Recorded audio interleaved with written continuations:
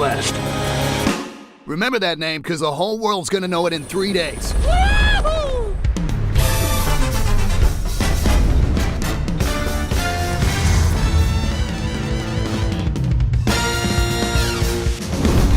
What? Did you just say zombies? Take a look out there. Those ain't zombies. What would you call them?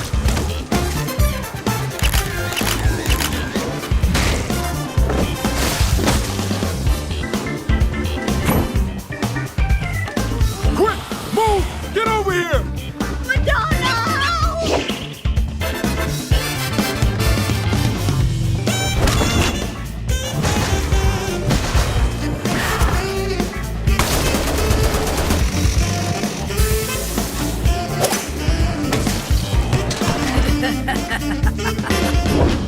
This is my store! A customer!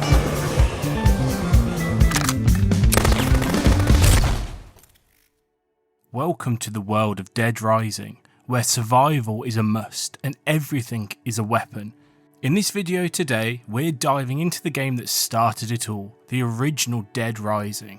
Released in 2006, this iconic title put players in the shoes of Frank West, a daring journalist on a mission to uncover the truth behind a mysterious zombie outbreak. With its unique blend of intense action, dark humour and a massive, fully explorable mall filled with danger at every corner, Dead Rising offers a gaming experience like no other. So grab your camera, prepare for a fight, and let's dive into the chaotic world of Dead Rising.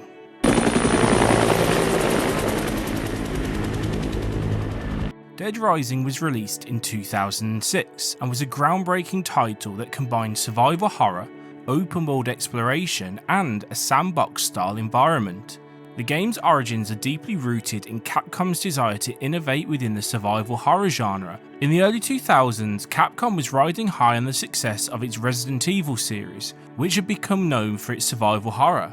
However, the company's leadership, including producer Keiji Inafune, recognised the need for innovation to keep their portfolio fresh and relevant. While Resident Evil focused on atmospheric tension, fixed camera angles, and resource management, Capcom wanted to explore a new type of horror, one that would focus on open world exploration, freedom of choice, and dark humour. Inafune, who had been with Capcom since the mid-1980s and was known for his work on the Mega Man series, was partially interested in creating a game that deviated from the linear, narrative-driven approach of Resident Evil. His vision was to create a more dynamic environment where players could experience the horror of a zombie outbreak from a different perspective, one that was chaotic, unpredictable, and allowed for players' creativity. The setting of Dead Rising, a sprawling shopping mall overrun by zombies, was directly inspired by George A. Romero's 1978 film Dawn of the Dead. In the film, a group of survivors take refuge in a mall during a zombie apocalypse, exploring the consumerist culture through the lens of horror.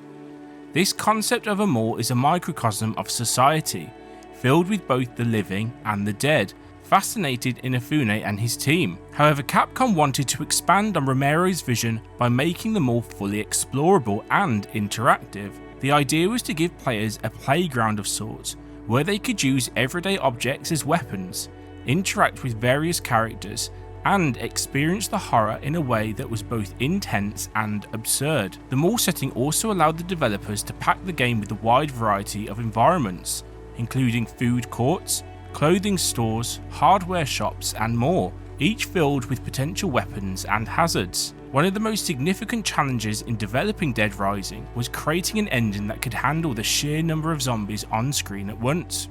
At the time, most consoles and PCs struggled with rendering large crowds, especially when those crowds were interactive and capable of independent movement. To address this, Capcom's engineers developed a new engine that prioritized both the quantity and quality of the zombie hordes. The engine was designed to render hundreds of zombies on screen simultaneously, each with their own behavior patterns and animations. This required advanced AI programming and efficient memory management, as the game needed to track the positions, actions, and states of each zombie in real time without sacrificing performance. The result was a groundbreaking achievement in game design, as Dead Rising became one of the first games to offer such a massive interactive crowd. Another innovative aspect was the game's real-time clock system. Events in Dead Rising unfold over a 72-hour period, 6 hours in real time, with certain missions, characters and story developments only occurring at specific times. This added a layer of urgency and replayability, as players had to decide how to spend their limited time, whether to rescue survivors, complete story missions or simply explore them all. The real-time system also introduced a level of unpredictability as the game world continued to evolve even if the player chose not to intervene. The design philosophy behind Dead Rising was to create a game that offered both tension and freedom. Unlike traditional survival horror games, where players are often restricted by limited resources and linear paths, Dead Rising encourages experimentation. The mall was filled with hundreds of items, everything from a baseball bat to lawnmowers that could be used as weapons.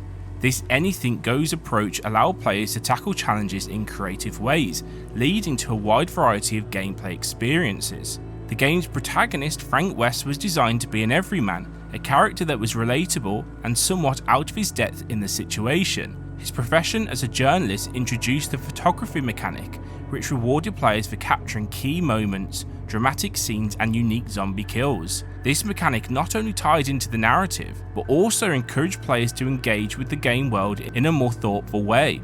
The interaction with NPCs adds another layer of depth.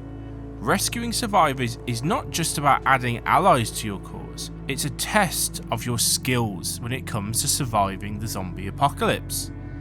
Each survivor has a unique backstory and challenges, and their fate often depends on your ability to manage multiple objectives simultaneously. And how can we not talk about characters without talking about the psychopaths? Dangerous and deranged individuals who provide some of the game's most intense and memorable encounters. Each psychopath has a distinct personality and a unique combat style, making these encounters both challenging and unforgettable. Capcom also infused the game with a dark sense of humour. The juxtaposition of horrific gory scenes with absurd over-the-top actions like dressing Frank in ridiculous outfits or using a toy Mega Buster as a weapon created a unique tone that set Dead Rising apart from other zombie games. This blend of horror and humour became one of the game's defining characteristics and helped establish its cult following. Upon its release, Dead Rising was both a critical and commercial success. Critics praised the game's innovative mechanics, open world design, and the sheer joy of experimenting with different weapons and strategies. The game's time-based system and multiple endings also received acclaim, as they encouraged players to replay the game to discover all of its content. Dead Rising sold over 1 million copies in its first year, a significant achievement for a new IP. Its success demonstrated that there was a market for non-linear, open-world horror games that combined action with dark humour. The game's influence can be seen in subsequent zombie titles, many of which adopted its sandbox approach, large-scale zombie crowds, and creative combat systems. For Capcom, Dead Rising was a milestone that proved the company could innovate beyond Resident Evil and establish new franchises. The success of Dead Rising led to several sequels, spin-offs, and even a film adaptation, further cementing its legacy in gaming history. Dead Rising's influence extends beyond its immediate sequels. The game helped popularise the idea of the open-world zombie sandbox, where players have the freedom to explore, experiment, and survive in a dynamic environment. The concept has been embraced by numerous games in the years since, from Left 4 Dead to Dying Light. The game also set a new standard for zombie AI and crowd rendering, pushing the technical boundaries of what was possible on consoles at the time. This innovation paved the way for more complex and immersive game worlds, where large-scale interactions and dynamic events became the norm.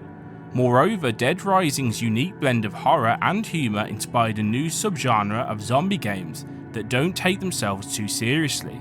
By balancing intense action with absurd, often hilarious moments, Dead Rising showed that horror games could be both terrifying and fun, a formula that has been replicated in many titles since.